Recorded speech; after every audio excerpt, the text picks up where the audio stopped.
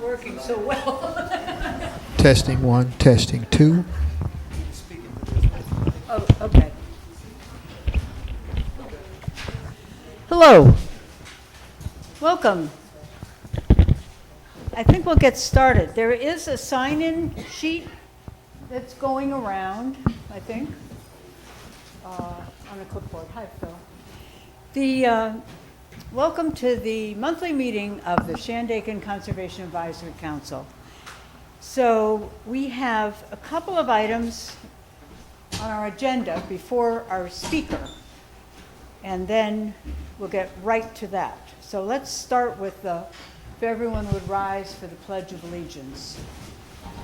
I pledge allegiance to the flag of the United States of America and to the republic for which it stands, one nation, under God, indivisible, with liberty and justice for all. And I'll introduce myself and the members of our committee. My name is Beth Waterman, and this is Robert Cruikshank, Nicole Caputo, Karen Lee, and Maya Lilly. We have one, and Catherine Del Tufo. Yes. So I have a couple of announcements. First of all, I want to thank Robert for speaking tonight, for developing this presentation, and Nicole for developing the wonderful poster that we use to publicize it. The next announcement, I think I've handed out copies of this flyer to people. It's a week from tonight, and it's the Housing Committee. And the Housing Committee and the Conservation Advisory Committee share an interest in energy efficiency in your home. And they're bringing a man to speak next week who is going to talk about energy audits, which is where an engineer comes to your house and assesses the circumstances of how much insulation you have. And Robert has had this done. He can tell you more about it if you're interested. But based on that energy audit, you then may qualify, depending on income level and so forth, for additional incentive payments to upgrade your house. And the energy advisor's name is Mike Murphy. If any of you have ever met him, it works for Mid-Hudson Regional Clean Energy Hub in Kingston, and he's an excellent resource. So this meeting will take place next week here from 6 to 7.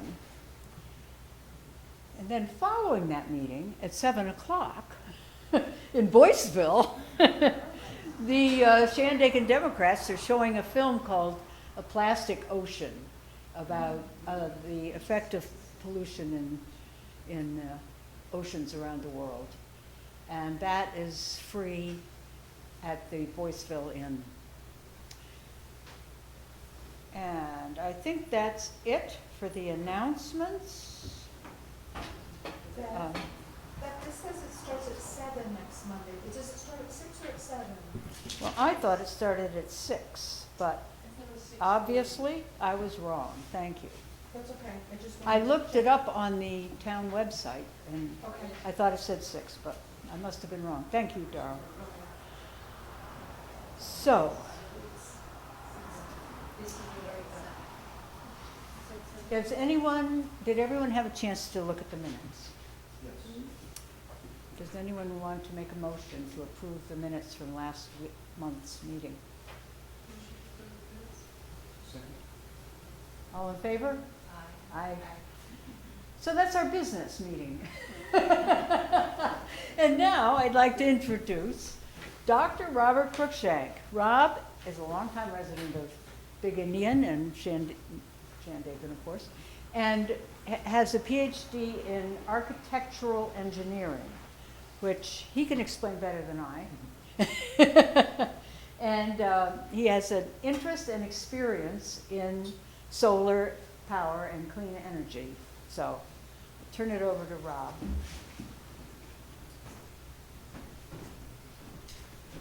Thank you, Beth. Is this level good? Test? Okay, thank you. So, good evening, and thanks to everybody for your interest and for coming out. I'm a solar system designer and a member of the Shandaken Conservation Advisory Council, as Beth said. And we often think of solar systems. Can everybody hear okay? No. Nope. Not able to hear. Okay, let's see if we can get a little more volume there. I can try to speak louder, as you wish. The men are working the dials. Is that getting better? Yeah. Okay, great. So good evening. Thanks everyone for your interest. I'm Rob Cruikshank. As Beth said, I have a PhD in architectural engineering from the University of Colorado. I'm a solar system designer and a member of the Shandaken CAC. We often think of a solar system as panels on the roof of a building or in a yard, right? We drive by, we're like, oh, they've got a solar system. That's true, but there's a lot more to it, and we're going to dig into some of that. Let's take a look. And I want you to please interrupt me at any point if I'm unclear, if I say something that you don't understand, use an acronym you haven't heard. We want this to be as interactive as possible. And if you have a question, just interrupt, that's fine, or even a comment is fine. So let's see, I'm going to use my laser pointer here and we'll see if things cooperate. Okay, so here's our agenda for the evening. We'll review kind of why we're here, and folks can agree or not with that. But then we'll look at some solar basics, some financing and ownership models, community solar versus on-site solar, and we'll define what those are. And then we'll compare three options, community solar and then two on-site solars, PPA, which is power purchase agreement, or leased solar, and then own your own solar system. And if you are going to own your own solar system, as you'll see when we get into the examples, that's the second page that's handed out, there's a lot to think about that you really want to be familiar with or get some help with. And we've got some resources for that. These topics include net metering, incentives, tax breaks, and then some of the potential risks and savings that you get. And then we'll do a wrap-up with Q&A. And then if folks want to, I've got a very simple example, which follows what we did in the slides. And then we can do a more in-depth example, which you may enjoy as well. Any questions so far? Okay. So why we're here. We basically have one goal today, which is to show you how solar can lower your bills. And obviously, there's many of us that would like to have sustainable, affordable power, and costs are going up. But the solar costs continue to drop. It's amazing how they have dropped. And basically the three options that we mentioned easily, community solar being the easiest and the low risk one, so we'll start with that one. Then we'll look at the power purchase agreement and lease, and then your own solar system. So let's just look at the solar basics, and this is an audience participation slide here. So solar panels capture sunlight and they turn it into what's called DC power, direct current electricity. Then you have an inverter, probably in your basement, or sometimes built into the panel, actually more so now built into the panel, that converts the DC to AC because we use AC, alternating current, in our homes and other uses. And all the electricity, you see going down the street, the wires, that's all AC. You can connect solar to the grid, or a battery, or both, or neither. And so let's just go with a real simple example. Who's got one of the little, or one or more of those little solar lights that charges and lights up a walkway? Okay, so what are the three components in that? Battery. Battery's one of them, yep. The light bulb, yep. And the panel itself. So this diagram actually is showing a panel, an inverter, and a light bulb, because we're showing the conversion to AC. But in those little lamps, you basically have the panel, a battery, and a light bulb. So it's really pretty simple. And that's kind of all there is to it. What's really cool about it, though, is that there's no moving parts. It's, for those of us with gray hair, solid state. There's literally very little to break. And I was at the National Renewable Energy Laboratory finishing my PhD in 2016 to 2019. We had like a record-breaking hailstorm where all the cars at all the dealerships got dimples in them the size of golf balls, and they sold like thousands of cars and all sorts of windows. Right in people's houses, windows got smashed by the hail. And there were thousands of panels at NREL, and I think we lost like 2. And some of them were 20, 30, 40 years old. So they're really rugged. Now the value really comes down to how much energy they produce. So we're going to talk about kilowatt hours tonight.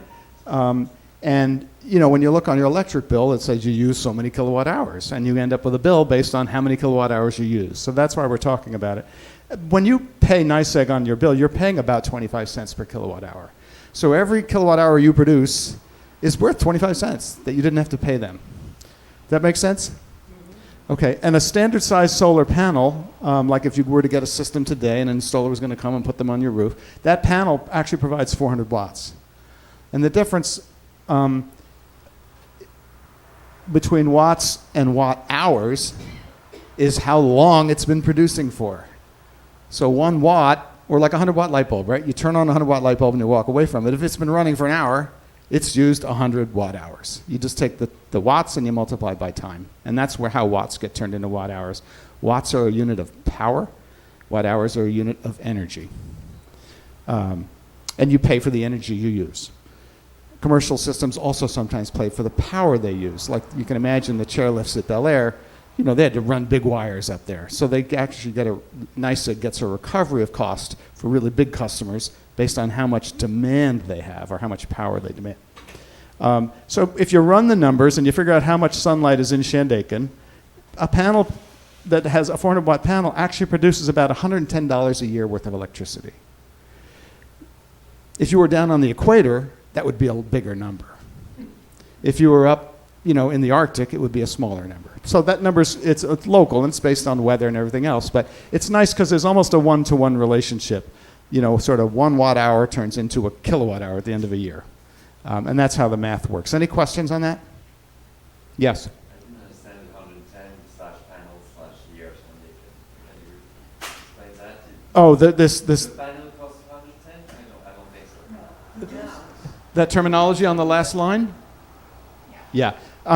It's sort of an engineering thing, and it's weird to do it that way, but it's basically $110 per panel per year. Yeah, but the panel is producing a credit Yep. of 110. It's making that much. It's making $110 worth of electricity every year. How big is the panel? I meant to measure that. You see these panels here? It's a little bigger than that one. A little bit wider and a little bit taller. Maybe, kind of like that. And we're going to, now that we've talked about it, you'll sort of notice them a little bit more.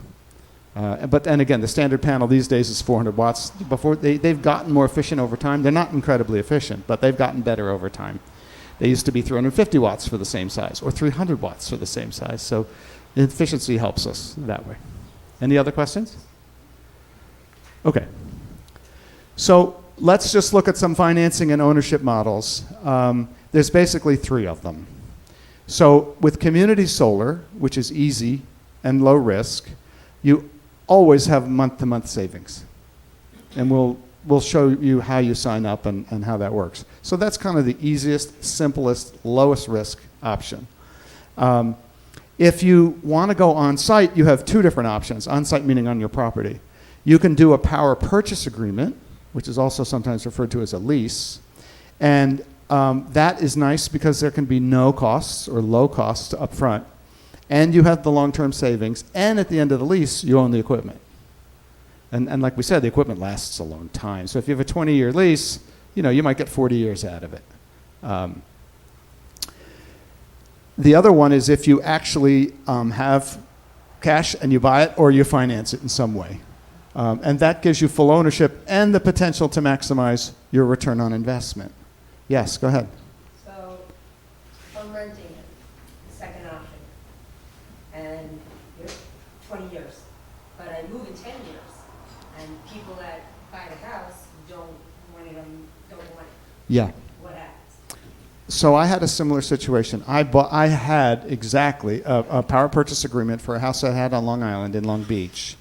And it was, a 20-year agreement, and I wanted to move after 5. And I had to transfer the contract to the new owners. It literally comes with the house. Your hands are somewhat tied once you sign this contract, and that's one of the points we're going to make. So even if they don't want it, so it could kill the deal on your home. It could kill the deal on your own. It could, yeah. And we're just testing the microphone. We can hear each other, but that's from for the recording, Okay. and so it's a good question. And feel free to repeat your question. You want me to repeat it for the recording? Sure, yeah. What if you sell your house before the 20-year lease is up and the people who are buying your home don't want it there, or you turn over the lease to them with that? So it's like showing your stove. You can't move your stove out once you show it Yeah. to the people. Right? Yeah. I mean, there's usually a buyout clause, like that you could, buy it out. But then they're going to take it off the roof, too. And you've already drilled holes in the roof, and people don't like holes in their roofs. And if you take it off, then you got exposed holes in the roofs that have to be plugged. Yeah, I think it could be a deal killer for your home. And so that's something to consider. And that's one of the reasons we're here tonight, is because we really want to talk about what are the risks and what are the options. So I don't mean to be a hog, Yeah. but you mentioned the holes in the roof. I've got these solar panels. Something goes wrong, or I need my roof repaired Yeah. because there's a leak. Yeah, yeah. What happens to the panel? Because the roofing company's not taking the panels off, right? Right. So I have to find the solar company Yep. that installed them. You're not being a hog at all. We're going to get into this a Okay. little bit more. So there'll be at least one more slide on this where we can get into it. We're just kind of setting the context here a little bit. But yes, it's a legal agreement, and you caught that. Very good. Okay. Any other questions? Yes. What is community solar? I don't get it. He's going to explain that next. Yeah. Oh, Yeah. Give it. Go ahead and say your question quickly. what is community solar? What is the concept? What is the concept? Yes. Okay. Well, there's three ways to do it, and these are the three that are right here. They don't understand what a solar farm is. Yeah, we're going there right now. Okay, Yep. let's keep going. Okay. Hold the questions. So we're going to explain each of these a little bit more. So community solar.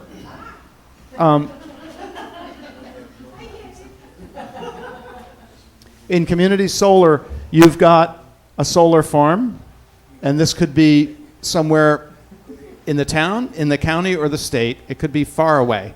Some of the people here, like Beth, actually gets power from a solar farm up on the North Bay by Plattsburgh.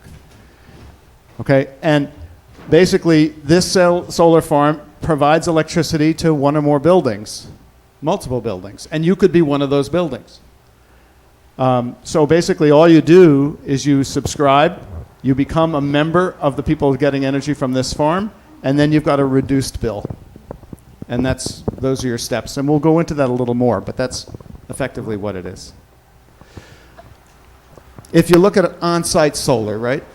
Now you're not community, but you're going to do something at your property. But maybe you've got trees on your property, as Michelle said earlier. Maybe you really can't do solar. So you might just stick with the community solar option.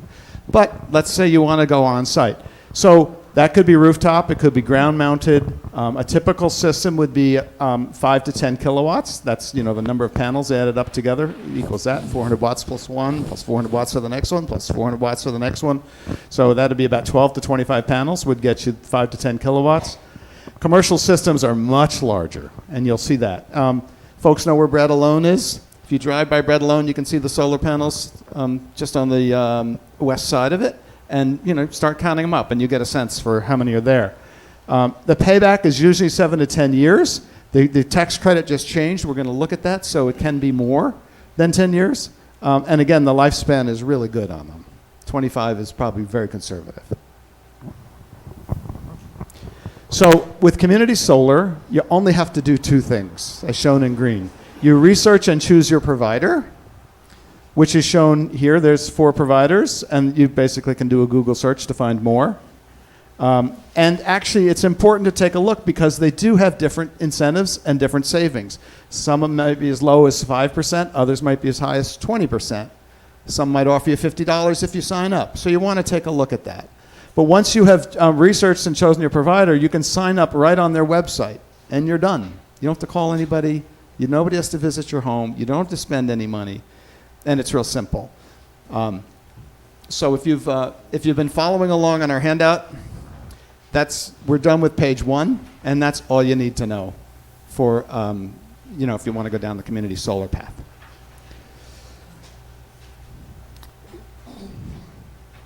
Okay, so now we're going to take a look at the power purchase agreement or leased solar. So it is a financial agreement. It's a legal contract, as we started to say before. And this underlying text is important. The power purchase, the PPA solar developer, right? There's this guy that's going to sell you this power purchase agreement, or the company. They actually size it. They install it on your, right? They install and own your solar system on your property for the life of the contract, 20 years, let's say. But again, you can own it afterwards. It then gets transferred. It becomes part of the deeded structure until such time as the contract is expired. And then you agree to buy all the electricity the system generates. So you want them to put on a system that's not too big because you'll be buying more electricity than you need, and not too small because you don't get all the benefits. So there's a sweet spot in there. And what's nice is that residential, commercial, nonprofit, towns, schools, all of them can benefit from that.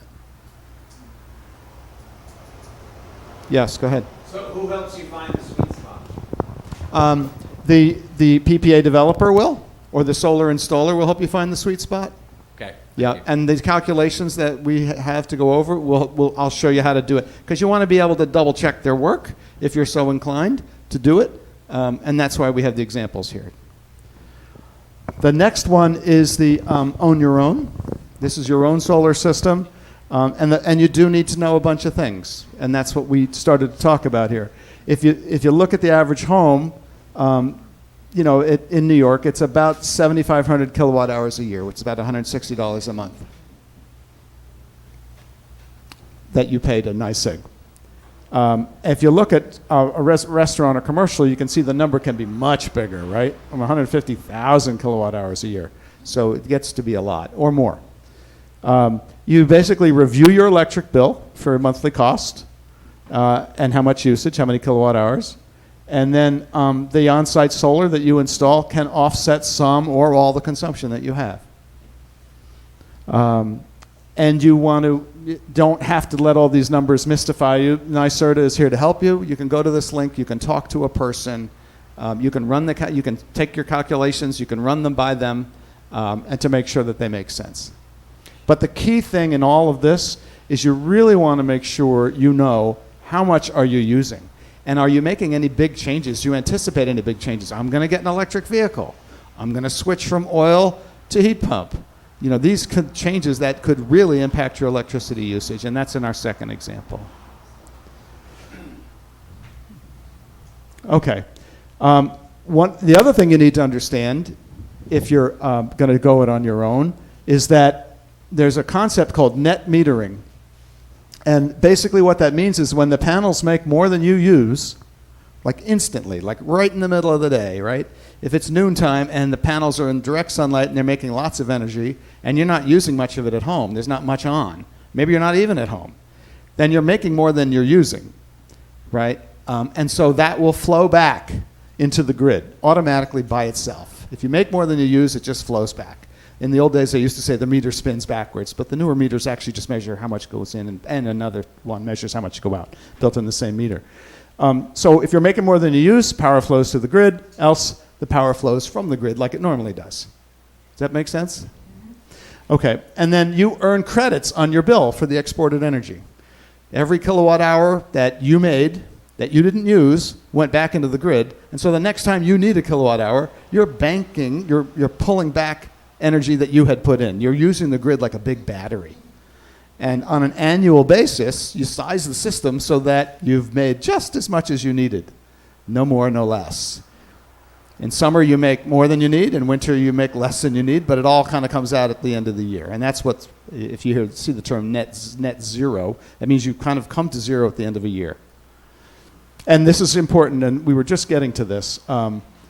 You want to always check the rules at NYSERDA and the local supplier, which is NYSEG. That's New York State Energy Research and Development Authority, and this is our utility.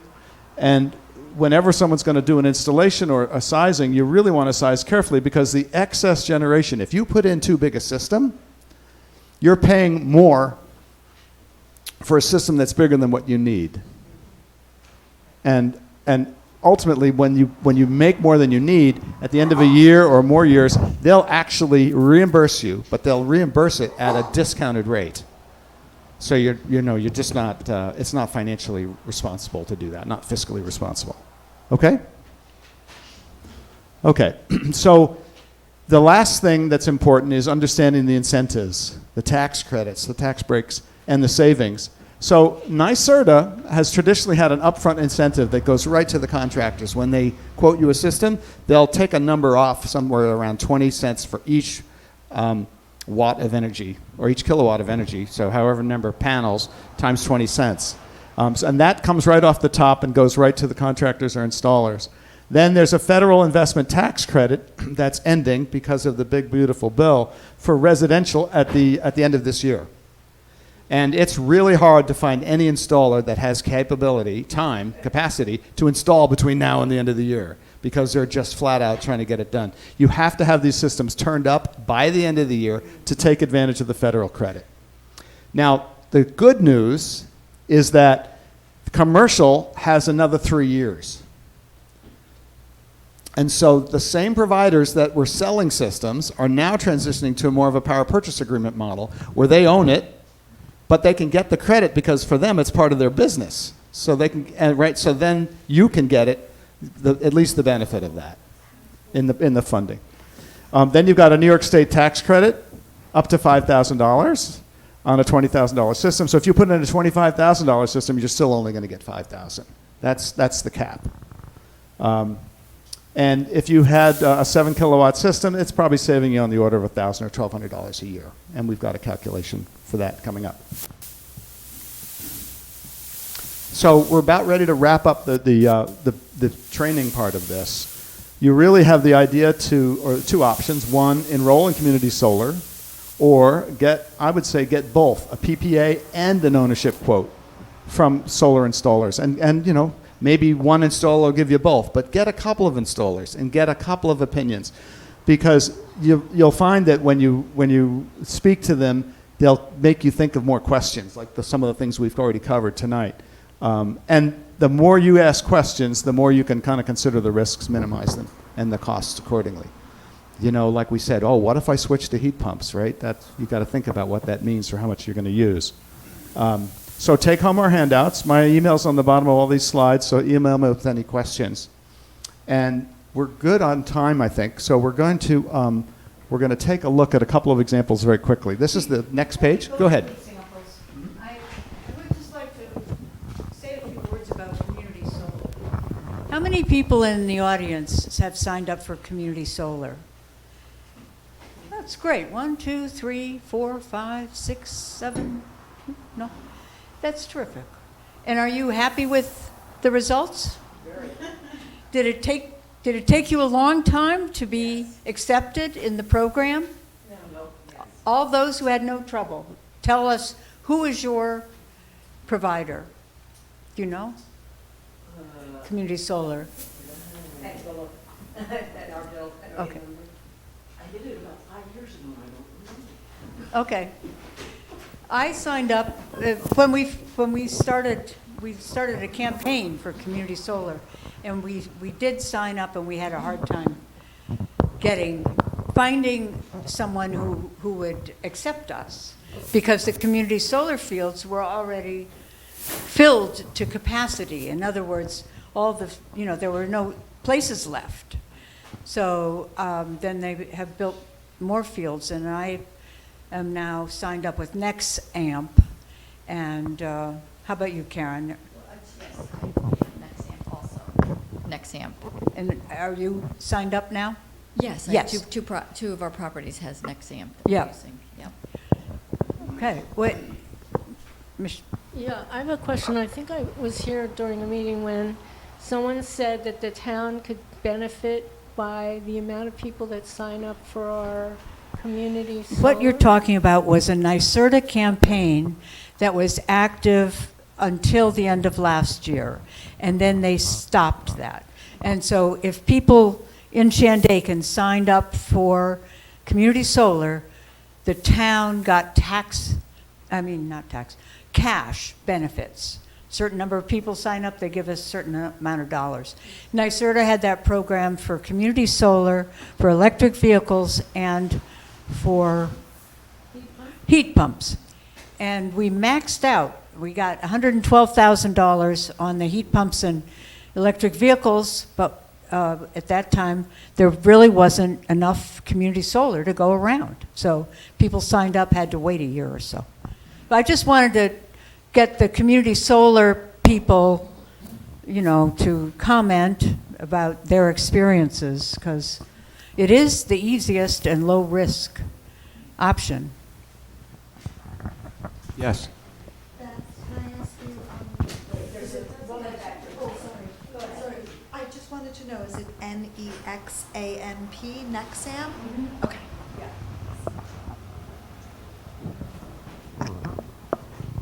The ground mounts, you hear some things that it's not good for wildlife, right? Like if it's on your property or you see it all like on the thruway and stuff. Can you enlighten us about the ground mounted panels? It's an evolving, science even after all these years. There's a lot of work for larger systems like the ones you'll see on the thruway, where they're trying to make sure that agriculture and wildlife can coexist with them. Sheep are really good for grazing around them, and then you're not knocking into them with tractors, with trying to mow them. Goats are not, because goats will hop up on them and eat the wires and eat everything. So, but it's an evolving piece on the commercial side. On the residential side, it doesn't have to be such a big, system. So it's probably not as big an impact, and it might be related to the ability of your roof to handle that much weight, additional weight, or just where the way your roof is pointed. The sun comes up in the east, then it's in the south, and then it's in the west. If your roof is kind of more facing the north, it's not really going to work. I have roofs that sort of do both, all three actually, north, south, east, west. So we're able to sort of put them accordingly on the east and south, which were the ones that were the most important. Yeah, good question. Thank you. Yep. Anything else? Okay. So we're just going to do two examples. We'll do them kind of quickly. You have them there so that the numbers don't mystify you, and you have my number so we can go through them. The first one is pretty simple. We've already covered a bunch of these. I know the fine print is there, and I can blow it up if you want. So tell me, but if you need me to. But basically, the first step is to summarize your usage, right? So 7,500 kilowatt hours a year costs about $160 a month. That's number one. Folks see that? We can't see that, but we have. Can you see it on the handout? Does everybody have a handout? Who wants one? Yeah, we're on this one that says draft simple example on the top. Handouts. Thank you, Beth. Anybody else?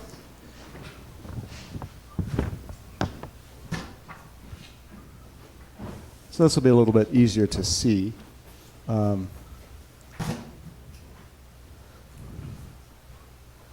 So the first step is summarize your existing usage. And we're going to compare it against what it's going to cost us in the future. So in other words, we're going to spend $160 a month if we don't do anything. But we can actually spend like my bill now is about $30 a month because I am making as much as I need. And I'm on budget billing, so I'm not getting this so much anymore. And they've changed the meters, as you guys may know, so that there aren't as many estimated readings. They're more actual, and so you're not getting this confusion in your bill. So we'll take this $160 a month bill, we're going to get it down to $32. The way we'll do that, and this goes to the question the gentleman asked about sizing, if we want to make 7,500 kilowatt hours a year, we're going to need 17 panels at 400 watts apiece. Multiply that out by the sunlight calculation, which is this one right over here. 1 kilowatt of solar produces about 1,077 kilowatt hours per year.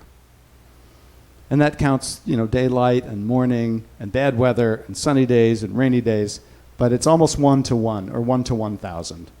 1 kilowatt produces just about 1,000 kilowatt hours, 1,077. And that's how we get to the number of panels. We're going to need 17 panels, 400 watts each in order to make 6.8 kilowatts. 6.8 is going to be what we need. We don't want to go over the 7,500, right? The 6.8 kilowatts When you multiply them by the 1077, you'll get 7323, which is less than 7,500. And the initial cost of that system is probably somewhere around $25,000, which we have here.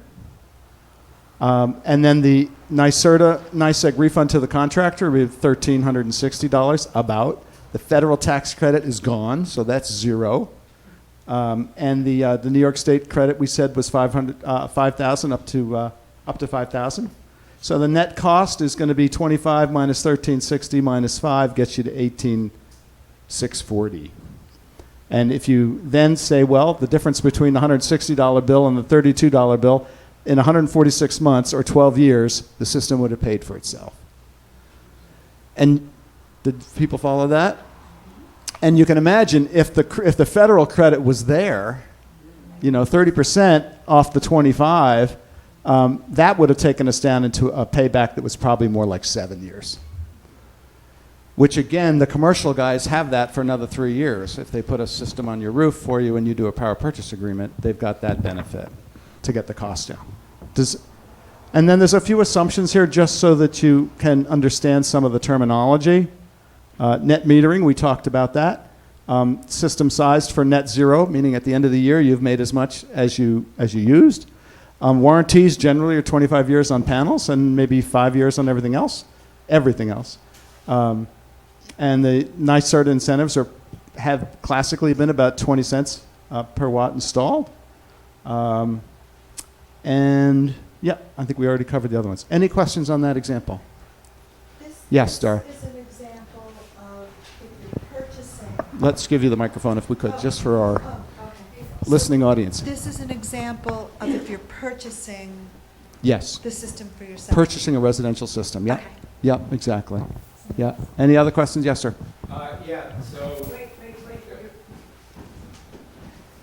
So assuming you have that debt that you have to cover, the 18,000, is that just based on whoever you get a loan through, or are there specific solar entities that help you finance paying the costs? There are. Yeah, the installers, it's almost like going to a car dealership, like, oh, let me see what kind of a deal I can get you. It's prime plus 0.25 today or prime plus 1 or whatever. Okay. Yeah.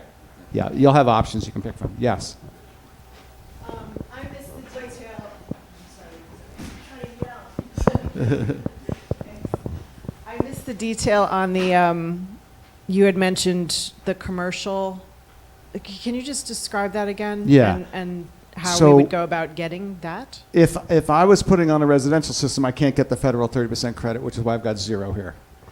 If I'm a commercial installer and I'm going to put a system on your house, but it's part of my business, like on a power purchase agreement, I can get that 30% credit and then pass some of those savings to you and keep some for myself. Okay.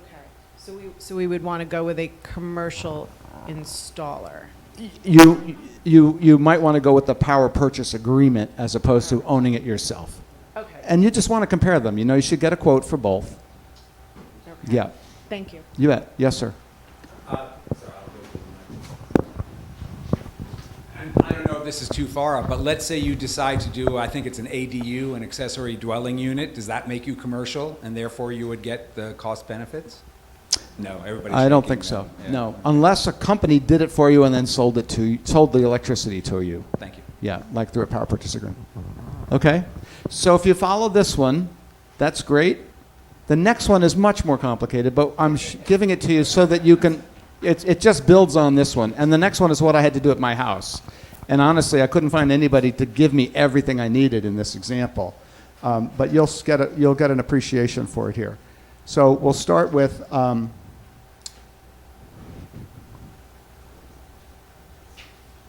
This example has, I put solar on my house, I swapped out my furnace, so I don't want to use oil whenever I don't have to. I actually didn't take it out completely, but I made it a backup system instead of a primary system. So, in the cold snaps of February, if it needs to come on, it can. And what I did was I added a heat pump to it, in front of it, in a sense, that the heat pump runs first, and then the furnace comes on if the heat pump's not keeping up. And I swapped out my water heater to a heat pump water heater, which uses less energy. And I said, well, someday I might have an EV, so let's assume I want to make enough electricity to cover an EV charger. So I was thinking about all these things that I would needed presently and then in the future as well. And always step one is, summarize your utility, electricity cost and usage. And I went to NYSEG and they gave me this little printout. I could examine my bills as well, but I had so many questions because in some cases you'll see like, oh, 3,000 versus 230, how did that happen? Because their old metering system used a lot of estimated in between, and because that system wasn't thinking that I would show up with solar panels, it was, kind of very confused. This is now that problem's really been solved because they're reading the meters multiple times a day now automatically, and you can get alerts that you're using a lot of energy. Which, if you went home and left the heat up, let's say it's a vacation home, you went away on a trip or whatever, and you left the heat up, you could be getting an alert saying your house is using a lot of energy. And so it's nice to have that, and you can subscribe to it with it on texting. So that's the first step, right? We're going to summarize our electricity. Next step is to summarize our fuel use, right? So I did, to my supplier, I had these are the dates that they delivered. This is how many gallons they delivered. This is what I was paying, and you can see the prices back then was phenomenal in 2022. The prices were really motivated me because I was burning 1,200 gallons a year. And that was costing me about $7,000 a year with an average price of almost $6 a gallon. So that had to go into my calculation. And, they didn't come necessarily at the start, like January 1 to 12/31, so I had to interpolate a little bit and take a few days out in order to get my 1 year of cost. Yes, Michelle? Are you part of the Hudson Valley Fuel Co-op? I'm not. I don't really use much anymore. Oh, well, I just want to mention that if Yeah. people are using oil or fossil fuels, there's a fuel co-op called the Hudson Valley Fuel Co-op, and they negotiate prices with the various suppliers. Yeah, that's great. I wish I'd known about it then. Yep, I was using Costco hop. And I lived at the top of a big hill, so I was happy the driver would come up there because it was always scary when it was icy out. So everybody follow this. We're down to one more page, and this is a kind of an eye shocker. But let me just go through this really briefly so you can see, and then not everyone's going to be interested in this again, but it's useful from the point of view of if you wanted to do all these things, how would you do it? So this is a 2,500 square foot home. 1,500 square feet is used most often. It has a 180,000 BTU boiler, which is a big boiler that makes hot water. And it's got a radiant zone, a large, the floors are heated. Plus it's got like another 6 zones that are baseboard heat. And so, that's a lot to think about. Oh, and that same oil burner made hot water. So you'd be in July, you'd hear the furnace come on, and you're like, this is not good. Because it's heating the house, it's already hot, and I don't want to be burning oil, right? So I wanted to get rid of all of that. So what I did was I said I wanted to put in enough solar power so that I can actually use a ground source heat pump that make my furnace be just kind of the backup and have a separate water heater to heat the water. So my furnace doesn't come on in the summer anymore. So I had to summarize my existing usage, right? Just like we did in the other example, I've got my electricity, but I also had my 1,200 gallons of fuel. And then I needed to convert that into, gallons into BTUs, and then BTUs into kilowatt hours, et cetera, so that I could say, well, what would the electricity use be by this ground source heat pump when I put it in? And what's interesting is, as many of you know, heat pumps are about 3 times more efficient than anything else because it's cheaper to move heat than it is to make it. It just takes less energy to do it. And so that's why heat pumps work so well. So I, was using 1,000 gallons a year, but the efficiency of the furnace was 82%. So 20% of that was just going off as heat. And then 2/3 of that I could also get rid of because the heat pump was going to be 3 times as efficient. So that calculation came out to I would be needing another 9,700 kilowatt hours a year on top of the 4,100 I was using. But I wouldn't be buying oil anymore, or a lot less of it. Then I said, well, if I want to drive an electric vehicle 10,000 miles a year, and it gets so many miles per kilowatt hour, I need another almost 3,000 kilowatt hours each year to charge the electric vehicle. And so I add all that up, and I said, okay, I think I'm going to use 16,809 kilowatt hours a year. And you won't know till you've gone a whole year, right? Because in the summer you make more, in the winter you make less, et cetera. That was 39 panels for my system. And when you go through the costs, I had to drill this heat pump well, which is very expensive. I had to buy the heat pump water heater, and then I had to put the solar system on. So it was looking like $117,000 of installation work. But look at the credits. I got 11,000 in credits there. I got 33,000 in credits there from federal. I got 10,000 in credits from the state. And when you put all that together, I was down to 61,000. So it's almost half. Which, if you then run the numbers, remember we said we were trying to get to a $32 electric bill. It took, the calculation was 7.8 years. So I figured I'd live that long, and it was something I could pass on to my kids, and that was that. So that's the talk. Any other questions? Yes, Maya. Thanks, Karen. So when I was considering solar panels on my roof, I consulted 4 different companies. Mm-hmm. 3 of them said that my home wasn't appropriate for solar. But when I queried that, because I have at least 8 hours of direct sun on my south and east roof, it turned out they were using they were using a map that was before the previous owner had cut down a lot of trees. Yes, very good. And so then finally I had a 4th installer say like, oh no, yeah, your roof's totally fine for solar. So I say that just as a caution, but also my question is, can you recommend any solar installers? Because one of the solar installers that told me my roof wasn't appropriate was Suncommon, who I know is popular. And I was like, right. It just felt like outdated this is knowledge. Great. Maya just hit a gold mine that everybody really needs to understand. The providers have really gone to sort of Google Earth, Google Maps kind of a thing to say, okay, Candy, you've got a roof, it's about this big, and they can just kind of look from space and figure out how big your roof is. And, it's shaded, these hours of the day because of the trees. To Maya's point, if they don't know that a bunch of trees were cut down, you could get disqualified, because they figure that you don't have enough sun. So I had a gentleman from Solar Generation, which has since gone out of business, which means my warranty is hosed, and I've got a problem, and they didn't set aside any money to fix, faulty panels. So this 5-year warranty, bumper to bumper, is like kind of useless. But a gentleman who worked there actually came out with a solar sighting tool, and he, it's almost like somebody walking around with a sundial. A more complicated one, and says, okay, the sun's going to be here in July, it'll be here in August, it'll be here in September, your trees are here, and actually made a calculation locally based on the trees that are there right now, and that made the difference in terms of having confidence that, it was going to work. So that was the first part of your point. What was the second one? Just curious, other than solar generation. So solar generation is gone. Their website says, check back, we're going to do commercial. Meantime, I've written the Better Business Bureau like, hey, I got a panel that's only putting out half power of my 39. Who's supposed to fix that? The gentleman that walked around with the fancy sundial actually is now working for Suncommon. I wanted to get him to come here tonight so that we'd have, some of the installer represented, but he's so busy he couldn't make it.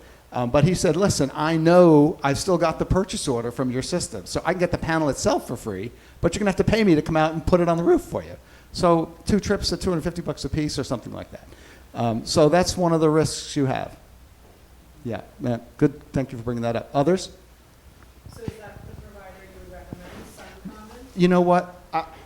Beth and I talked about putting links in the presentation, and I felt that and I think we both, from a community solar point of view, there's a lot of them. It's very clear now, and you can kind of do that research at home. But when it came time to put links on who I would pick for an installer, yes, I have some good stories, but there's some worse stories too. So I thought, you know what? You guys do your homework. You see Suncommon when you go down the road. Another one is Empire Solar.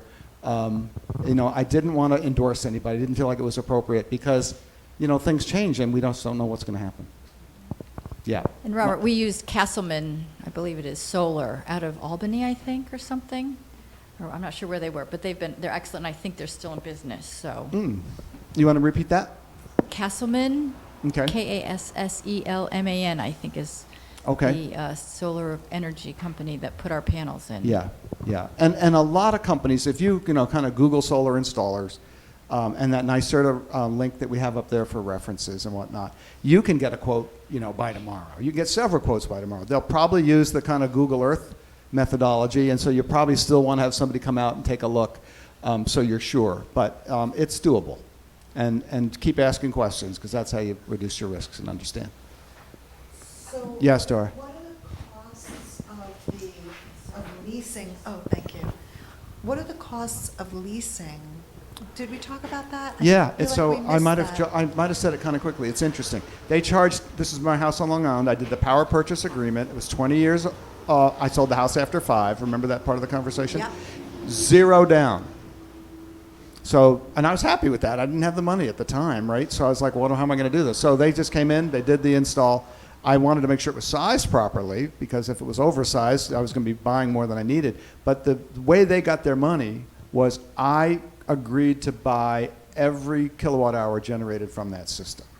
So they put it on the building, they owned it, and I agreed to buy everything it produced. And if it was sized right, then I had just enough. I was making savings, and I wasn't buying too much or too little. And so they had when they put it on the roof, they had not only the meter that goes to the house, which if you're doing net metering, you only need 1 meter, right? Because it'll go one way if you're using electricity and the other way if you're not, right? We talked about how if you're using less or more, it'll go back to the grid or come from the grid. But this system, if you do a PPA, there'll be 2 meters. There's the house meter, and then this separate system is metered, and everything that it produces goes through that, and you agree to buy everything it produces. So no money down, and I was probably paying 80 cents on the dollar. So if the electricity was 10 cents, I was paying from the Long Island Lilco, from the local provider. It wasn't 10 cents. It was more like 20 cents, and now it's closer to 30. But let's use 20 cents as an example. I was paying 16 for what I promised to buy off my own roof. Does that answer your question? So no money down plus lower monthly payments than I'd pay the utility. And then the community farms, like what you're using, Beth, is that, what kind of price, how much does that save you? They save 10% a year off your electric bills. So you're saving a lot less than if you lease the system, but you don't have the same kind of commitment. And you don't have the solar panels, but you save 10%. It's kind of like a starter program, right, as you get into this. Yeah, and you could get into it tonight. And you could get into it tonight. Yeah, and remember, we said, well, look at the deals.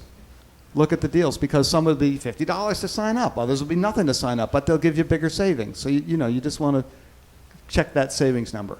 It's either or though. It's either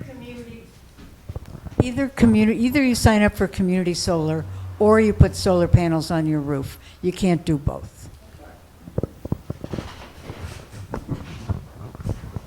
Community solar is particularly good if your house or your site is not good for having the solar panels. Right. And it can be good for, as you said, kind of the starter of you're still working out who you're going to get to do it. You could have community solar for a year while you're figuring it out and getting the installer, and my savings has been about 10% as well.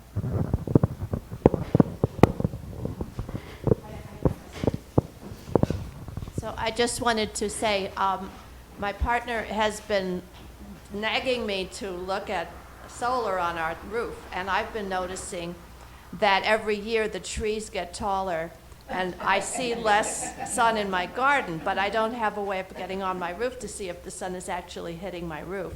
But you're saying that the companies would actually estimate that, but I'm sure that the actual sun is going to go down every year because of the trees getting bigger. Yes, and absolutely. And so the first one is done remotely using Google Maps and Google Earth, but you do want someone to come on site with the solar. I called it a fancy sundial, and I forget the name right now. But they'll actually say, you know, what is it, and based on the current vegetation. And you're right. There's just calculation that also as that vegetation gets bigger. And my house, I didn't want any trees near it anyway because I don't want anything to hit it. The way the weather has gotten, these severe storms come out of nowhere, and I'm living in a 100-year-old house, so I just cut down everything that could possibly hit it. Also, we're looking into getting an EV. Is there a calculation we could use to decide what kind of charger to get? As far as Let's have a separate electricity conversation. use? Yeah, catch me and we'll talk about that. Okay, Yeah. so we'll do Yeah. that. Mhm. Anything else? Oh, yes? Do you know what the difference in if you're using community solar versus community wind? Because I do believe I have community wind with Clean Choice Energy, but I just looked it up and they do both. Mhm. So I'm just wondering if one is better as far as pricing. I think it's going to depend on the company. Okay. You just got to go shop your deals. And can you do both? Do you know? Can you do wind Don't know. and solar? I mean, one company may provide both. I don't think you can be Next with more than amp one looks like it company at a might, time. yeah. Okay, thanks. Yeah. Was this helpful? Yes. Sorry, just one last question. So listening to you, it sounds like we have a terrible property for solar. And above and beyond you saying right back to me, we'll just do the math. Is there any benefit to having 1 or 2 panels up on your roof, or 3 or 4? Absolutely. I mean, when I was in high school or first year of college, I put a couple of panels on a building up on the Platte Clearing up on Balsam Mountain. There was no other way to have electricity unless I did it. And with severe weather, part of adapting to the changing climate is, you might want to have some sort of power system when the power goes out. And so having a couple of panels with a battery and even just a small inverter like they make for RVs, you'll be able to charge your phone, you'll be able to have emergency communications, satellite communications are only going to get better. And so having some local on-site power that is resilient and happens to be green is also good. We didn't talk about batteries but you can do that as well. Yeah. Was this helpful for folks? Okay. Great. Thank you.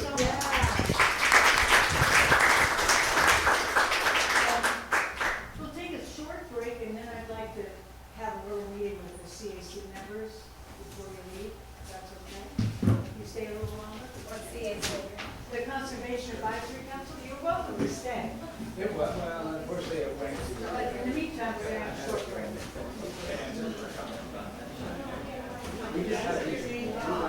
We have extra handouts if folks want to take some and bring them home.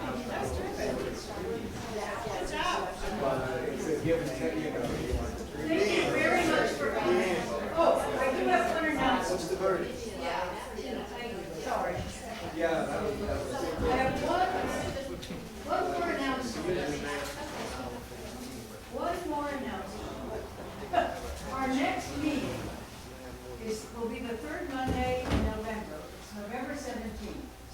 And we had 2 meetings this summer about emergency preparedness. One was about flooding and one was about fires. And both of those meetings were recorded and they're on the town website if you're interested. The third meeting in our Shandaken Prepared series will take place at our next meeting, November 20th, November 17th. And it will be Mike Madison, who is the deputy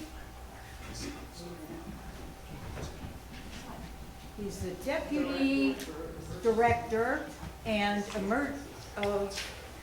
deputy director and emergency manager for Ulster County Department of Emergency Services.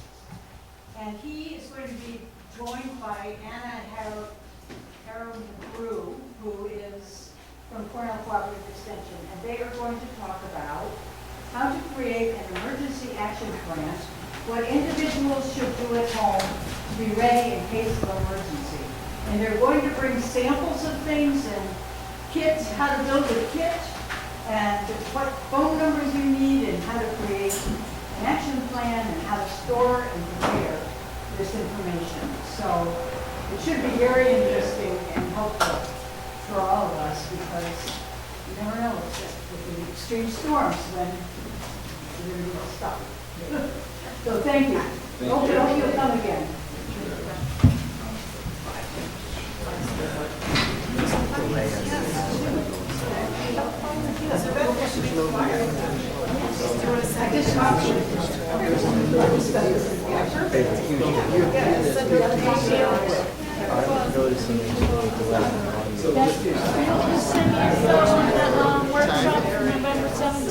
I haven't done it yet. Well, I know, just, okay, thank you. We have a slight delay. Her voice is getting to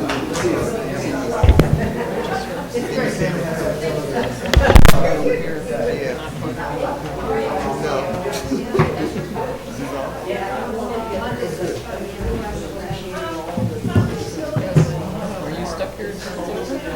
Joyce asked me to stay till everything's over.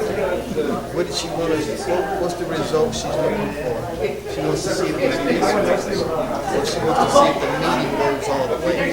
Because anytime we record, it goes all the way to the camera. Right. Something might happen around here. Like last time, all of a sudden, this whole thing just blinked out. For no reason. I was doing something over here. Yeah, they said boys called and said, it's off. I turned around, it was off. We had no idea what happened. And then it came right back on. 2 minutes later, we didn't touch anything. We were closed. You just came back. Just came back on.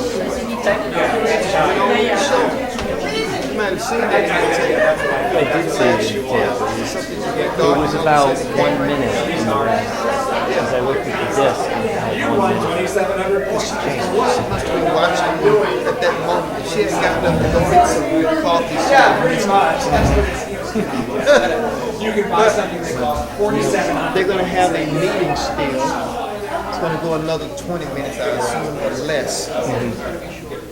Yeah, Probably only going to be 20 about 10 less. minutes, I assume. Yeah. So Probably 10 minutes, I would wait assume. until that. Should we pause the recording until then? Or just keep it? You can pause it. It's up to you. Look at this. You're going to see this for that minute.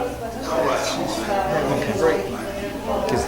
If we can, Pause it. yeah, we're going. I leave well enough alone as much as possible. Don't touch anything. Don't look. When they're all finished, could you leave the camera up a little bit so we can see if we can try to figure out what that delay is? Because we can put an audio delay on here. Okay, you can do that. You have you have the Blackmagic converter coming out of the HDMI. Plus we have the SDI delays. Okay. We got all kinds of delays. We got whatever equipment that works. We can play with it all night. Why don't I? If we need to add a want to delay bring it to over the here. See, we can shorten this cable. That cable has got some length to go to also. That cable is what, 100 foot? No, not that long. We can bring that whole thing over here and it'll be 1 foot to 6 foot from here to here. That's only going to be a couple of millisecond or two. Right. You know, What are you expecting? 2 whole seconds? Well, right now I don't have any delays set up on the mixer because we're getting the live audio out of it, but at some point we have to delay the audio coming in through the machine. And SDI could be anywhere from 50 to 100 millisecond delay. You want the manual for that to see if it's... And then you've got that, you've also got that other box on there too, don't you? That goes into it? That's all. You want to take a look? Yeah, let's take a look real quick.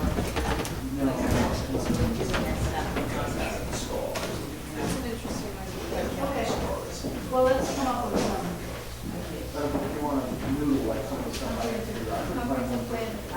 No update, I haven't heard of it. I think they're working on a draft. Towards the end of the year.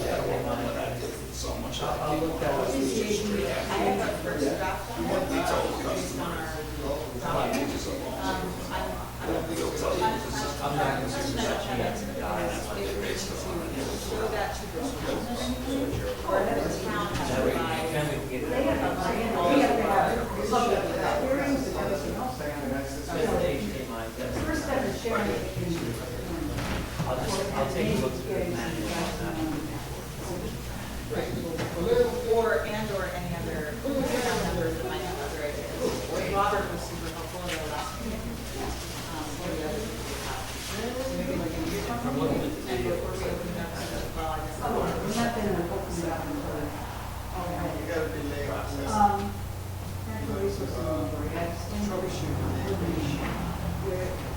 Received the contract, signed the contract, returned the contract, contacted the estuary program, and they said, do we have a contract? Well, somewhere in the bureaucracy, the contract fell between the cracks, and the date on the contract was wrong, the one that they signed. So now they have to do an amendment, and they say we can't do any work that involves reimbursement. So that's what our consultant. We already had, Robert and I had a sort of informal meeting with them. And we've been talking to people about creating a steering committee. But we can't really do a kickoff or anything like that until we can be reimbursed. Consultants can be reimbursed. So we have to look at this contract and we get to it. They're aware that people are fire under their ass and with their. Well, it's a state of mind.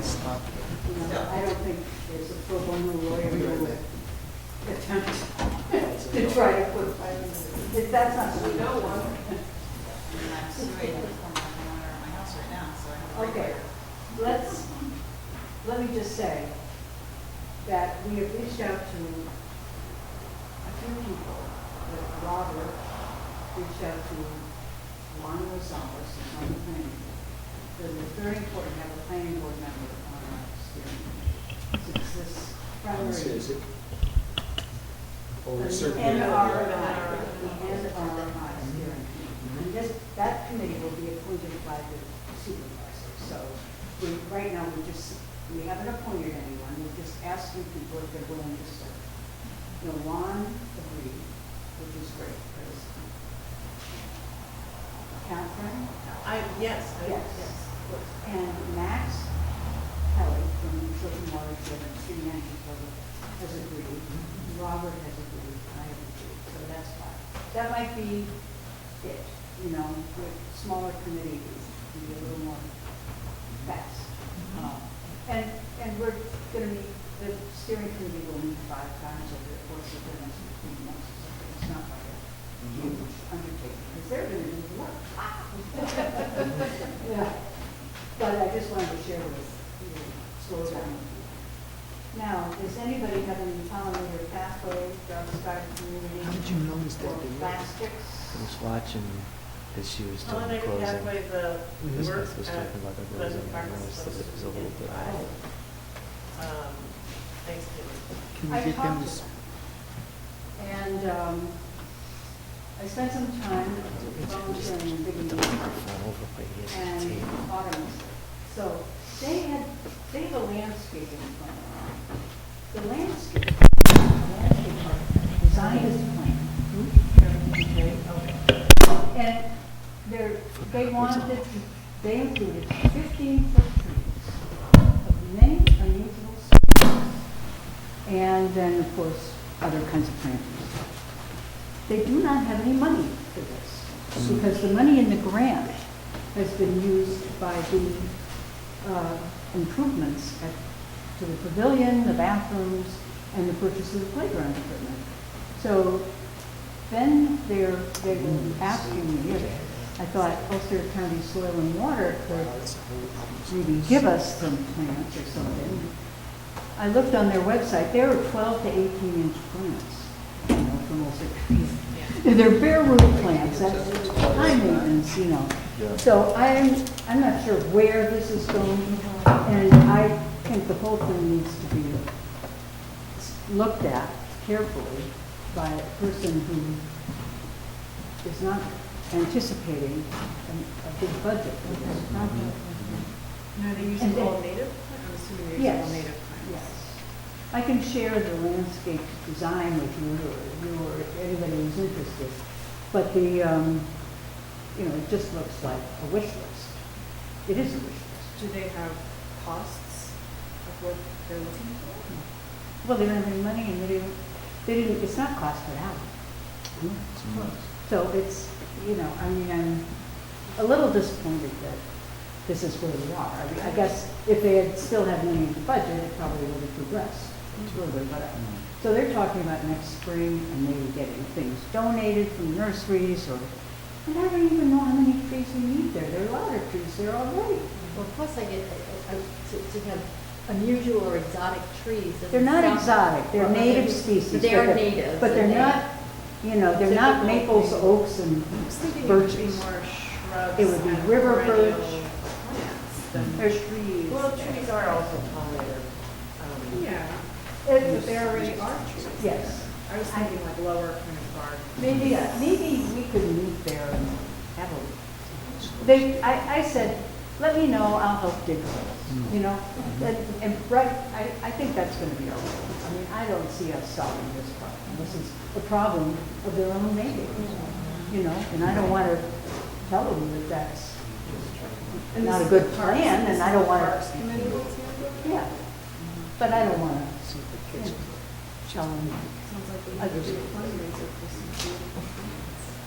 Well, or reevaluate. Anyway, they wanted to involve us, so this is what you told me. And this is what I'm telling you, and I don't see a solution, but it's really not our problem. We can help with the installation if they, once they, right. But she was saying she needed help getting it stopped, I guess. You know. Yeah. Because, you know, I asking. mean, trees would also be like a harder ask for a nursery. Like if they wanted like small shrubs and perennial plants, natives that would grow to full size in a few years, like that seems like They an have a easier list of ask all that stuff. than like Yeah. trees. I mean, trees are I know. expensive. Yeah, right, I agree. So, let's just see how this evolves. Okay. And Dark sky, the only thing I can add to that is that the old, used to be Budapest Hotel, and then it was the Baptist Hotel, is now Dark Sky. And I called them up, because I saw a van drive by me twice recently. It said Dark Sky Resort, and it had a phone number. And I'm like, oh, okay, I'm calling. And when I called, it was the guy that owns Rocco's. He bought that facility, and his name of his LLC is Dark Sky something. And it will be a dark sky resort, that all of their lighting is downward. And it sounds like putting a ton of money into whatever that facility had turned into when it was back. Oh, the best. I was wondering if it was just like a cool name or if it was actually going to be dark sky. Well, it is potentially, yeah. So, he's gonna open, hopefully, he said, well, by the end of the year for Steve's birthday. So, we'll see, but that's, it's not really. That's good. But it's just something Very dark interesting. sky related. There we go. Well, thank you, everyone. And thank you, that was, I think, really helpful. Actually, I learned a lot. That's cool. Yeah. And it's so nice that you guys recorded it for us. Thank you. And Yeah. encouraged us to use the microphone. It probably came out as a pretty good recording. Right? That's great. Well, you guys are awesome. The one pitch I'd make to you guys all, as Beth put in the minutes, the Ulster County Environmental Management Committee, it is, that I'm on. My 2-year appointment ends at the end of this year. What I found it to be is